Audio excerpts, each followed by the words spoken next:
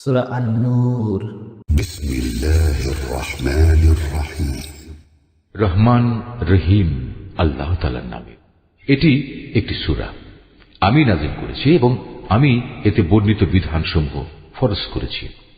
আমি এতে পরিষ্কার করে আমার আয়াতসমূহ নাযিল করেছি যাতে করে তোমরা এর থেকে শিক্ষা গ্রহণ করতে পারো। এই বিধানসমূহের একটি হচ্ছে ব্যভিচারিণী নারী ও ব্যভিচারী পুরুষ সংক্রান্ত বিধানটি। এদের ব্যাপারে আদেশ হচ্ছে তাদের প্রত্যেককে তোমরা 100টি করে বেত্রাঘাত করবে। আল্লাহর দ্বীনের আদেশ প্রয়োগের ব্যাপারে ওদের প্রতি কোন রকম দয়া যেন তোমাদের মনে না আসে। যদি তোমরা আল্লাহ তাআলা ও পরকালের উপর ঈমান এনে থাকো, তাহলে মোমেনদের একটি দল যেন তাদের শাস্তি প্রত্যক্ষ করার জন্য সেখানে মজুদ থাকে। আল্লাহর হুকুম হচ্ছে ব্যভিচারী পুরুষ কেবলমাত্র ব্যভিচারিণী মহিলাকে বিয়ে করবে কিংবা বিয়ে করবে কোনো মুশরিক নারীকে। ব্যভিচারিণী মহিলা কেবলমাত্র ব্যভিচারী পুরুষকে বিয়ে করবে কিংবা বিয়ে করবে কোনো মুশরিক পুরুষকে। সাধারণ মোমেনদের জন্য এই বিয়েকে হারাম করা হয়েছে। অপরদিকে যারা খামাখা সতী সাধ্বী নারীদের উপর ব্যভিচারের অপবাদ আরোপ করবে এবং এর সপক্ষে 4 জন সাক্ষী হাজির করতে পারবে না, তাদের 80টি বেত্রাঘাত করবে এবং ভবিষ্যতে আর কখনো তাদের সাক্ষ্য গ্রহণ করবে না, কেননা এরা হচ্ছে নিকৃষ্ট গুনাহগার। অবশ্য যেসব ব্যক্তি এ অন্যায়ের পর তওবা করে এবং নিজেদের শুধরে নেয় তাদের কথা আলাদা। আল্লাহ তাআলা অবশ্যই ক্ষমাশীল ও বড় দয়ালু।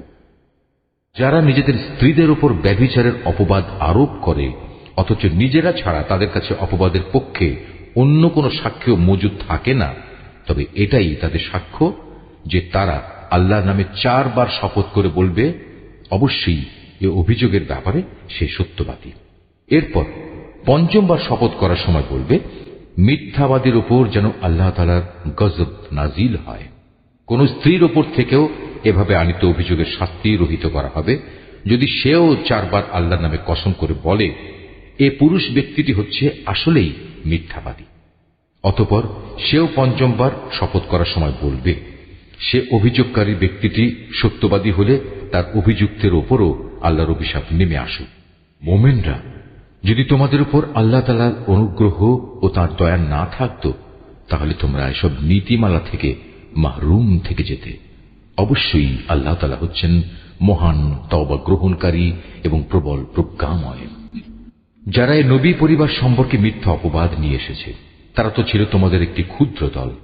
এই বিষয়টি তোমরা তোমাদের জন্য খারাপ ভেবো না, বরং তা হবে তোমাদের জন্য একান্ত কল্যাণকর। এদের মধ্যে প্রতিটি ব্যক্তি যে যতটুকু গুনাহ করেছে সে ততটুকুই তার ফল পাবে, আর তাদের মধ্যে যে সবচাইতে বেশি এ কাজে অংশগ্রহণ করেছে তার জন্য আযাবও বেশি রয়েছে। যদি এই মিথ্যা ঘটনাটি শোনার পর মোমেন পুরুষ ও মোমেন নারীরা নিজেদের ব্যাপারে একটা ভালো ধারণা পোষণ করত, কত ভালো হতো যদি তারা একথা বলতো এটা হচ্ছে এক নির্জলা অপবাদ মাত্র। যারা অপবাদ রটালো তারাই বা কেন এ ব্যাপারে 4 জন সাক্ষী হাজির করল না? যেহেতু তারা প্রয়োজনে 4 জন সাক্ষী হাজির করতে পারেনি, তাই আল্লাহ তাআলার আইনের কাছে তারাই হচ্ছে মিথ্যাবাদী। এই মোমেনরা, যদি দুনিয়া ও আখিরাতে তোমাদের উপর আল্লাহ তাআলার দয়া ও অনুগ্রহ না থাকত, তাহলে একজন নবী পত্নীর যে বিষয়টি তোমরা চর্চা করছিলে তার জন্য একটি বড় ধরনের আযাব এসে তোমাদের স্পর্শ করত। তোমরা এই মিথ্যাকে নিজেদের মুখে মুখে প্রচার করছিলে, নিজেদের মুখ দিয়ে এমন সব কথা বলে যাচ্ছিলে যে ব্যাপারে তোমাদের কোনো কিছু জানা ছিল না। তোমরা একে একটি তুচ্ছ বিষয় মনে করছিলে, কিন্তু তা ছিল আল্লাহ তাআলার কাছে একটি গুরুতর বিষয়।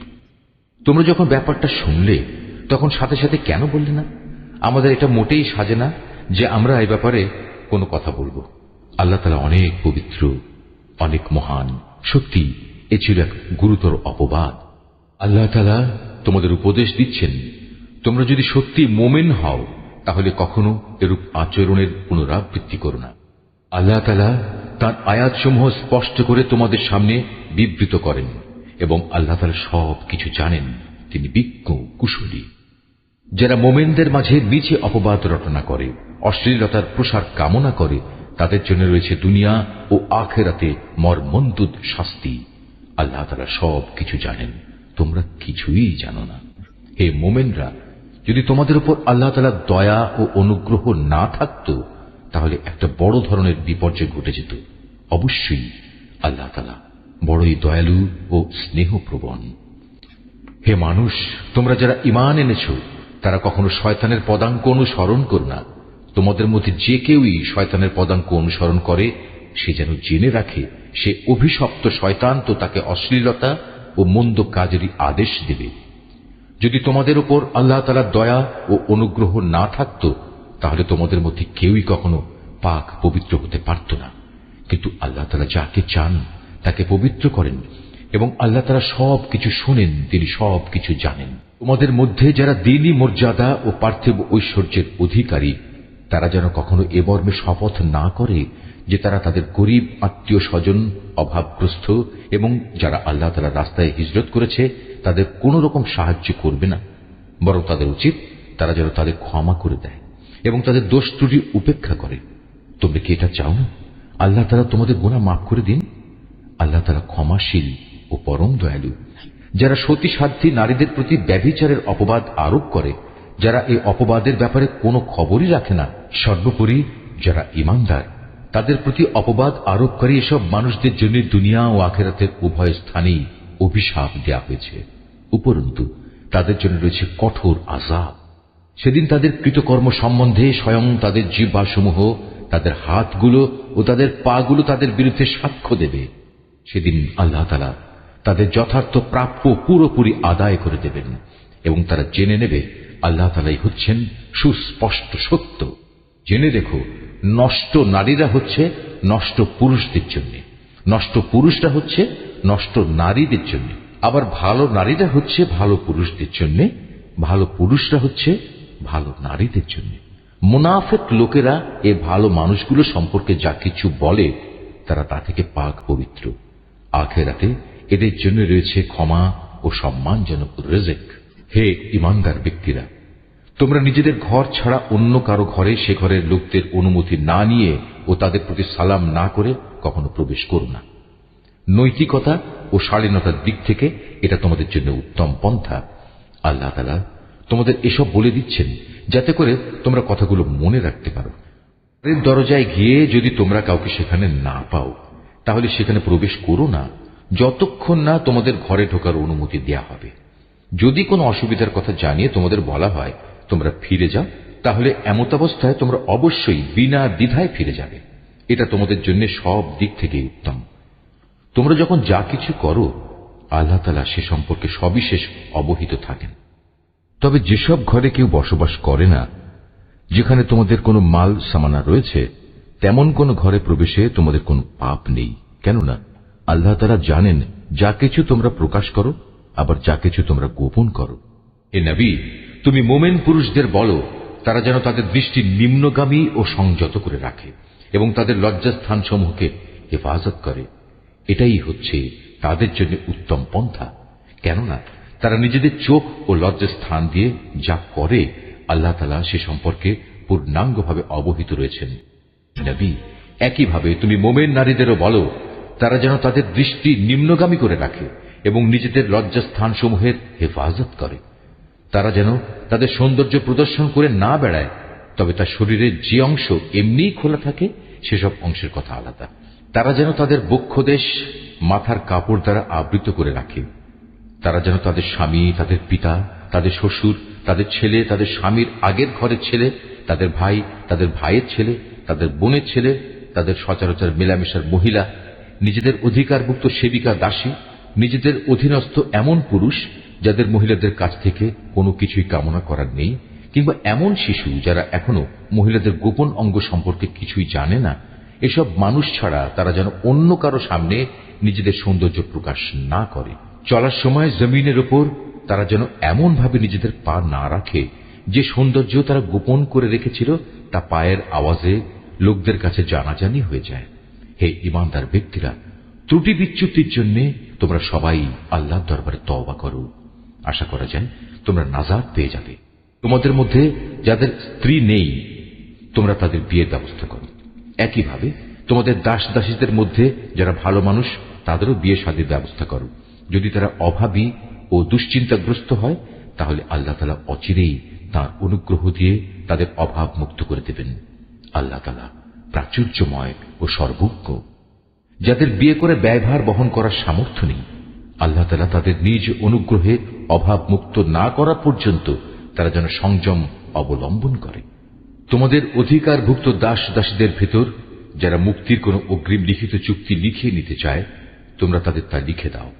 যদি তোমরা তাদের এ চুক্তির মধ্যে কোনো ভালো সম্ভাবনা বুঝতে পারো, তাহলে আল্লাহ তাআলা তোমাদের যে সম্পদ দান করেছেন তা থেকে তাদের মুক্তির সময় মুক্ত হস্তে দান করবে।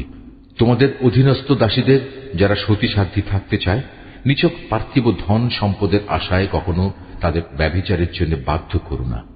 যদি তোমাদের কেউ তাদের এ ব্যাপারে বাধ্য করে, তাহলে তারা যেন আল্লাহ তাআলার কাছে ক্ষমা প্রার্থনা করে, কারণ তাদের এ বাধ্য করার পরেও তওবাকারীদের প্রতি আল্লাহ তাআলা হামেশাই ক্ষমাশীল ও পরম দয়ালু। এ মুমিনরা, আমি তোমাদের কাছে সুস্পষ্ট আয়াতসমূহ নাজিল করেছি, আরো উদাহরণ হিসেবে পেশ করেছি তোমাদের আগের মানুষদের ঘটনাগুলো। পরহেজগার লোকদের জন্য তা ছিল শিক্ষণীয় উপদেশ। আল্লাহ তাআলাই হচ্ছেন আসমান সমূহ ও জমিনের নূর। তাঁর এ নূরের উদাহরণ হচ্ছে তা যেমন একটি তাকের মতো, তাতে একটি প্রদীপ রাখা আছে। প্রদীপটি আবার স্থাপন করা হয়েছে স্বচ্ছ একটি কাঁচের আবরণের ভেতর। কাঁচের আবরণটি হচ্ছে উজ্জ্বল একটি তারার মতো। তা প্রজ্বলিত করা হয় পবিত্র জৈতুন গাছ নিঃসৃত তেল দ্বারা, যা শুধু পূর্ব দিকের সূর্যের আলো থেকেই আলোকপ্রাপ্ত নয়, পশ্চিম দিকের সূর্যের আলোকপ্রাপ্তও নয়, বরং এটি সব সময়ই প্রজ্বলিত থাকে। আবার এর তেল এত পরিষ্কার, দেখলে মনে হয় তা বুঝি নিজে নিজেই জ্বলে উঠবে, যদি আগুন তাকে ততক্ষণে স্পর্শ না করে থাকে। আর যদি আগুন স্পর্শ করেই ফেলে, তাহলে তা হবে নূরের উপর নূর। আল্লাহ তাআলা তার এই অদৃশ্য নূরের দিকে যাকে চান তাকেই হেদায়েত দান করেন। আল্লাহ তাআলা এভাবে মানুষদের বোঝানোর জন্য নানা উপমা পেশ করে থাকেন। আল্লাহ তাআলা প্রত্যেক বিষয় সম্পর্কেই সম্যক অবগত আছেন। এসব ব্যক্তিদের সে ঘরসমূহে পাওয়া যাবে যার মধ্যে আল্লাহ তাআলার সম্মান মর্যাদা উন্নীত করা এবং তাতে তার নিজের পবিত্র নাম স্মরণ করার জন্য সবাইকে আদেশ দিয়েছেন। সেসব জায়গাসমূহে সকাল সন্ধ্যা এরা আল্লাহ তাআলার পবিত্রতা ও মহিমা ঘোষণা করে। তারা এমন লোক, ব্যবসা বাণিজ্য তাদের কখনো আল্লাহ তাআলা থেকে গাফিল করে দেয় না। না বেচাকেরা তাদের আল্লাহ তাআলার স্মরণ, নামাজ প্রতিষ্ঠা ও যাকাত আদায় করা থেকে গাফিল রাখতে পারে। তারা সেদিনকে ভয় করে যেদিন তাদের অন্তর ও দৃষ্টিশক্তি ভীত বিহ্বল হয়ে পড়বে। যারা নেক কাজ করে আল্লাহ তাআলা তাদের যথার্থ উত্তম পুরস্কার দেবেন। তিনি তার অনুগ্রহে তাদের যা পাওনা তার চাইতে বেশি দান করবেন। মূলত আল্লাহ তাআলা যাকে চান তাকে অপরিমিত রিজিক দান করেন। অপরদিকে যারা আল্লাহ তাআলাকে অস্বীকার করে, তাদের দৈনন্দিন কার্যকলাপ হচ্ছে একটি প্রতারণার মতো, যেমন মরুভূমিতে মরীচিকা। পিপাসার্ত মানুষ দূরে থেকে তাকে পানি বলে মনে করল, পরে যখন সে তার কাছে এলো তখন সেখানে পানির মতো কিছুই সে পেল না। এভাবে প্রতারণা ও মরীচিকার জীবন শেষ হয়ে গেলে সে শুধু আল্লাহ তাআলাকেই তার পাশে পাবে। অতঃপর তিনি তার পাওনা পূর্ণ মাত্রায় আদায় করে দেবেন। নিঃসন্দেহে আল্লাহ তাআলা তড়িৎ হিসাব গ্রহণে সক্ষম। কিংবা তাদের কর্মকাণ্ডের উদাহরণ হচ্ছে একটি অতল সমুদ্রের অভ্যন্তরস্থ গভীর অন্ধকারের মতো। অতঃপর তাকে একটি বিশাল আকারের ঢেউ এসে ঢেকে আরো অন্ধকার করে দিল। তার উপর আরো একটি ঢেউ এলো, তার উপর ছেয়ে গেল কিছু ঘন কালো মেঘ। এক অন্ধকারের উপর এলো আর এক অন্ধকার। যদি কেউ এ অবস্থায় তার হাত বের করে, আধারের কারণে তার তা দেখার কোনো সম্ভাবনা থাকবে না। বস্তুত আল্লাহ তাআলা যার জন্য কোনো আলো বানাননি, তার জন্য তো কোথাও থেকে আলোর সম্ভাবনা থাকবে না। হে মানুষ, তুমি কি চিন্তা ভাবনা করে দেখোনি, যত সৃষ্টি আসমান সমূহ পৃথিবীতে আছে তারা সবাই আল্লাহর পবিত্রতা ও মহিমা ঘোষণা করে। আর পাখিকুল যারা পাখা বিস্তার করে আকাশে উড়ে চলেছে, তারাও এ কাজ করে চলেছে। এরা সবাই নিজ নিজ নামাজ ও নিজ নিজ তসবিহ পাঠ পদ্ধতি জেনে নিয়েছে। এরা যে যা করছে আল্লাহ তাআলা তার সম্যক অবগত রয়েছে। মূলত আসমান সমূহ ও জমিনের যাবতীয় সার্বভৌমত্ব একমাত্র আল্লাহরই জন্য। সব কিছুকে তার কাছেই ফিরে যেতে হবে। তুমি কি এও দেখো না, আল্লাহ তাআলাই এ মেঘমালা সঞ্চালিত করেন, অতঃপর তিনি তাকে তার টুকরোগুলোর সাথে জুড়ে দেন। তারপর তাকে স্তরে স্তরে সাজিয়ে রাখেন, পুঞ্জীভূত করেন। অতঃপর এক সময় তুমি মেঘের ভেতর থেকে বৃষ্টির ফোঁটাসমূহ বেরিয়ে আসতে দেখবে। আরও দেখবে আসমানের শিলাস্তর থেকে তিনি শিলা বর্ষণ করেন এবং যার উপর চান তার উপরই তা বর্ষণ করেন। আবার যাকে চান তাকে তিনি তার আঘাত থেকে অব্যাহতিও দেন। মেঘের বিদ্যুৎ ঝলক চোখে ধাঁধা লাগিয়ে দেয়, মনে হয় তা বুঝি দৃষ্টিশক্তিকে এক্ষুনি নিষ্প্রভ করে দিয়ে যাবে। আল্লাহ তাআলাই রাত ও দিনের পরিবর্তন ঘটান। অবশ্যই অন্তর্দৃষ্টি সম্পন্ন মানুষদের জন্য এর মাঝে আল্লাহ তাআলার কুদরতের অনেক শিক্ষা রয়েছে। আল্লাহ তাআলা বিচরণশীল প্রতিটি জীবকেই পানি থেকে পয়দা করেছেন। অতঃপর তাদের মধ্যে কিছু চলে তার বুকের উপর ভর দিয়ে, কিছু চলে দু পায়ের উপর, আবার কিছু চলে চার পায়ের উপর ভর করে। আল্লাহ তাআলা যখন যা চান তখন তাই পয়দা করেন। অবশ্যই তিনি সবকিছুর উপর ক্ষমতাবান। আমি অবশ্যই হেদায়েতের জন্য সুস্পষ্ট আয়াতসমূহ নাজিল করেছি, আর এর মাধ্যমে আল্লাহ তাআলা যাকে চান তাকে সহজ সরল পথে পরিচালিত করেন। যারা মুনাফিক তারা বলে, আমরা আল্লাহ তাআলা ও রাসূলের উপর ঈমান এনেছি এবং আমরা তার আনুগত্য করি। একটু পরেই তাদের একটি দল আল্লাহ তাআলা ও তার রাসূলের আদেশ থেকে মুখ ফিরিয়ে নেয়। বস্তুত ওরা আসলেই মুমিন নয়। যখন সত্যি সত্যি ওদের আল্লাহ তাআলা ও তার রাসূলের দিকে আহ্বান করা হয়, যাতে করে আল্লাহ রাসূলের পক্ষ থেকে তাদের পারস্পরিক বিরোধের মীমাংসা করা যায়, তখন তাদের একটি দল পাশ কেটে সরে পড়ে। যদি এ বিচার ফয়সালা তাদের সপক্ষে যায়, তাহলে তারা একান্ত বিনীতভাবে তার কাছে ছুটে আসে। এদের অন্তরে কি কুফুরে কোনো ব্যাধি আছে, না এরা রাসূলের নবুয়তের ব্যাপারে সন্দেহ পোষণ করে, অথবা এরা কি ভয় করে আল্লাহ তাআলা ও তার রাসূল ওদের প্রতি কোন রকম অবিচার করবেন? আসলে তা নয়, বরং তারা নিজেরাই হচ্ছে জালিম। অপরদিকে ঈমানদার লোকদের যখন তাদের পারস্পরিক বিচার ফয়সালার জন্য আল্লাহ তাআলা ও তার রাসূলের দিকে আহ্বান জানানো হয়, তখন খুশি মনেই তারা বলে, হ্যাঁ, আমরা আল্লাহ তাআলা ও তার রাসূলের আদেশ শুনলাম এবং তা যথাযথ মেনেও নিলাম। বস্তুত এরাই হচ্ছে সফলকাম ব্যক্তি। যারা আল্লাহ তাআলা ও তার রাসূলের আনুগত্য করে, আল্লাহ তাআলাকে ভয় করে এবং তার নাফরমানি করা থেকে বেঁচে থাকে, তারাই হচ্ছে সফলকাম। হে নবী, এ মুনাফিক লোকেরা আল্লাহ তাআলার নামে শক্ত কসম খেয়ে বলে, আমরা তোমার এতই অনুগত যে তুমি যদি আদেশ করো তাহলে আমরা ঘর বাড়ি ছেড়ে অবশ্যই তোমার সাথে বেরিয়ে যাব। হে নবী, তুমি বলো, তোমরা বেশি শপথ করো না, তোমাদের আনুগত্য আমার তো জানাই আছে। তোমরা যা কিছু করো আল্লাহ তাআলা তা ভালো করেই জানেন। হে নবী, তুমি এদের আরো বলো, তোমরা আল্লাহ তাআলার আনুগত্য করো আল্লাহর রাসূলের। হ্যাঁ, তোমরা যদি মুখ ফিরিয়ে নাও তাহলে জেনে রেখো, আল্লাহ তাআলা দ্বীন পৌঁছানোর যে দায়িত্ব তার উপর দেয়া হয়েছে তার জন্য সে দায়ী। অপরদিকে আনুগত্যের যে দায়িত্ব তোমাদের উপর দেয়া হয়েছে তার জন্য তোমরা দায়ী। যদি তোমরা তার কথা মতো চলো তাহলে তোমরা সঠিক পথ পাবে। রাসূলের কাজ হচ্ছে আল্লাহ তাআলার কথাগুলো ঠিক ঠিক মতো পৌঁছে দেয়া। তোমাদের মধ্যে যারা আল্লাহ তাআলার উপর ঈমান আনে এবং সে অনুযায়ী নেক কাজ করে, তাদের সাথে আল্লাহ তাআলা ওয়াদা করেছেন তিনি জমিনে তাদের অবশ্যই খেলাফত দান করবেন, যেমনি ভাবে তিনি তাদের আগের লোকদের খেলাফত দান করেছিলেন।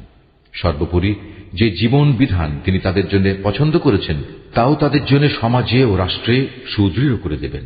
তাদের ভয়ের অবস্থাকে নিরাপত্তা ও শান্তিতে বদলে দেবেন। তবে এজন্য শর্ত হচ্ছে তারা শুধু আমারই গোলামি করবে, আমার সাথে কাউকে শরীক করবে না। এরপরেও যে এবং যারা তার নিয়ামতের নাফরমানি করবে তারাই গুনাহগার বলে পরিগণিত হবে। এই মুসলমানরা, তোমরা নামাজ প্রতিষ্ঠা করো, যাকাত দাও, রাসূলের আনুগত্য করো, আশা করা যায় তোমাদের উপর দয়া ও অনুগ্রহ করা হবে। কাফেরদের ব্যাপারে কখনো একথা ভেবো না যে তারা জমিনে আমাকে অক্ষম করে দেবে। তাদের ঠিকানা হচ্ছে জাহান্নাম, আর কত নিকৃষ্ট এই ঠিকানা। হে মানুষ, তোমরা যারা ঈমান এনেছ, মনে রেখো, তোমাদের অধিকারভুক্ত দাস দাসীরা এবং তোমাদের মধ্যে থেকে যারা এখনো বয়ঃপ্রাপ্ত হয়নি, তারা যেন 3টি সময়ে তোমাদের কাছে আসার জন্য অনুমতি চেয়ে নেয়। সে সময়গুলো হচ্ছে ফজর নামাজের আগে, দুপুরে যখন তোমরা কিছুটা আরাম করার জন্য নিজেদের পরিধেয় বস্ত্র শিথিল করো, এবং এশার নামাজের পর। মূলত এই 3টি সময় হচ্ছে তোমাদের পর্দা অবলম্বনের সময়। এগুলো ছাড়া অন্য সময়ে আসা যাওয়ার ব্যাপারে তোমাদের উপর কোনো দোষ নেই, না এতে তাদের জন্য কোন রকম দোষ আছে, কেননা তোমরা তো প্রায়ই একে অপরের কাছে যাতায়াত করে থাকো। আল্লাহ তাআলা এভাবেই নিজের নির্দেশগুলো সুস্পষ্টভাবে বর্ণনা করেন। বস্তুত আল্লাহ তাআলা মহাজ্ঞানী, তিনি প্রবল প্রজ্ঞাবান। তোমাদের নিজেদের সন্তানরাও যখন বয়ঃপ্রাপ্ত হয়ে যায় তখন তারা যেন তোমাদের কামরায় প্রবেশের আগে সেভাবেই অনুমতি নেয় যেমনি তাদের আগে বড়রা অনুমতি দিত। আল্লাহ তাআলা এভাবেই তাঁর আদেশসমূহ তোমাদের কাছে খুলে খুলে বর্ণনা করেন। আল্লাহ তাআলা সব কিছু জানেন, তিনি পরম কুশলী বটে। বৃদ্ধা নারী যাদের এখন আর কারো বিয়ের বন্ধনে আসার আশা নেই, তাদের উপর কোনো দোষ নেই যদি তারা তাদের শরীর থেকে অতিরিক্ত কাপড় খুলে রাখে। তবে শর্ত হচ্ছে তারা সৌন্দর্য প্রদর্শনকারী হবে না। অবশ্য এই অতিরিক্ত কাপড় খোলা থেকেও যদি তারা বিরত থাকতে পারে তা তাদের জন্য ভালো। আল্লাহ তাআলা সব কিছু শোনেন, আল্লাহ তাআলা সব কিছু জানেন। যে ব্যক্তি অন্ধ তার উপর কোনো বিধি নিষেধ নেই, যে পঙ্গু তার উপর কোনো বিধি নিষেধ নেই, যে ব্যক্তি অসুস্থ তার উপরও কোনো বাধ্যবাধকতা নেই, এবং তোমাদের নিজেদের উপরও কোনো দোষ নেই যদি তোমরা তোমাদের নিজেদের ঘর থেকে কিছু খেয়ে নাও।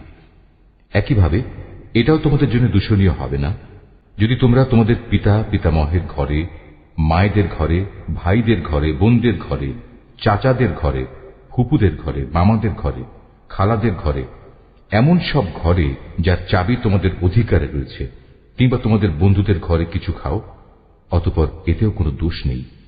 যে এসব জায়গায় তোমরা সবাই একত্রে খাবে কিংবা আলাদা আলাদা খাবে, তবে যখনই এসব ঘরে প্রবেশ করবে তখন একে অপরের প্রতি সালাম করবে। এটা হচ্ছে আল্লাহর কাছ থেকে তারই নির্ধারিত কল্যাণময় এক পবিত্র অভিবাদন। এভাবেই আল্লাহ তাআলা তোমাদের জন্য তাঁর আয়াতসমূহ বিশদভাবে বর্ণনা করেন যাতে করে তোমরা বুঝতে পারো। খাঁটি ইমানদার ব্যক্তি তো হচ্ছে তারা যারা আল্লাহ তাআলা ও তার রসুলের উপর ঈমান আনে। কখনো যদি তারা কোনো সমষ্টিগত ব্যাপারে তার সাথে একত্রিত হয় তাহলে যতক্ষণ তারা তার কাছ থেকে অনুমতি চাইবে না ততক্ষণ তারা সেখান থেকে কেউ সরে যাবে না। হে নবী, যারা আল্লাহ তাআলা ও তার রসুলের উপর বিশ্বাস করে যদি তারা কখনো তাদের নিজেদের কোনো কাজে বাইরে যাবার জন্য তোমার কাছে অনুমতি চায় তাহলে তুমি যাকে ইচ্ছা তাকে অনুমতি দিও এবং আল্লাহ তাআলার কাছে এদের গুনাহ মাফের জন্য দোয়া করো। অবশ্যই আল্লাহ তাআলা ক্ষমাশীল ও পরম দয়ালু। হে মুসলমানরা, যখন নবী তোমাদের ডাকে তখন তার ডাককে পারস্পরিক ডাকের মতো মনে করো না। আল্লাহ তাআলা সেসব লোকদের ভালো করেই জানেন যারা নিজেদের আড়াল করে নবীর সামনে থেকে নানা অজুহাতে সরে যায়। সুতরাং যারা তার আদেশের বিরুদ্ধাচরণ করে তাদের এ ব্যাপারে ভয় করা উচিত। তাদের উপর এ বিরুদ্ধাচরণের জন্য এ দুনিয়ায় কোনো বিপর্যয় এসে পড়বে কিংবা পরকালে কোনো কঠিন আযাব এসে তাদের গ্রাস করে নেবে। হে মানুষ, তোমরা জেনে রেখো আসমান সমূহ ও জমিনে যা কিছু আছে তা সবই আল্লাহ তাআলার জন্য নিবেদিত। তোমরা যে অবস্থার উপর আছো আল্লাহ তাআলা তা ভালো করেই জানেন। যেদিন মানুষ সবাই তাঁর দিকেই প্রত্যাবর্তিত হবে সেদিন তিনি তাদের সব কিছুই জানিয়ে দেবেন যা কিছু তারা দুনিয়ায় করত। আল্লাহ তাআলা সব বিষয়ই ওয়াকিবহাল।